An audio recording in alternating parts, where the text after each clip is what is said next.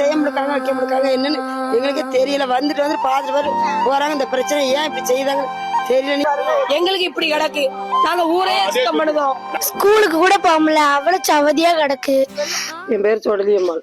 மங்கமாசால வள்ளி நகர் சாருங்க வந்து ஓடையில வந்து தண்ணி போக மாட்டேங்குது. பிள்ளைகளுக்கு அப்புறம் வாழ்ப்பு இப்படி கெட்டி கிடந்து வாழ்ப்புழு வந்து வீட்டுக்குள்ள எல்லாம் வந்துருது.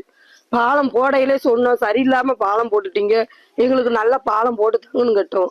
அவங்க எதுவுமே கேட்காம நீங்க கொத்தனாரா நாங்க கொத்தனாரான்னு கேட்டு போட்டு வச்சு இப்ப தண்ணி பூரா மேல பெருகிருச்சு. பிள்ளைகளுக்கு பூரா காய்ச்சல் வந்து இந்த பிள்ளைக்கெல்லாம் காய்ச்சல் வந்து 2 வாட்டி பெட்ல சேர்த்தாச்சு. ஆஸ்பத்திரி வீடுமா அலையுது. இப்படி இருந்தா நாங்க எப்படி நடக்க வைக்க செய்யும்? இது வந்து இப்போ 2வது வார்டா இருந்தது, இப்ப 3வது வார்டா ஆயிருச்சு.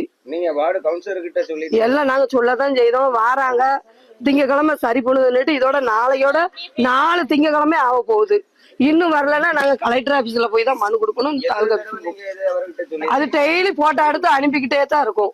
டெய்லி 2 நாளைக்கு ஒருக்கா, ஒரு நாளைக்கு ஒருக்கா, ஒரு நாளைக்கு 2 தடவை 3 தடவை போட்டோ எடுத்து அனுப்பத்தான் செய்தோம். உங்களோட பதில் எப்படி இருக்கு? அவங்க வந்து வருவாங்க, ஆள் வராங்கன்னாக்காங்க.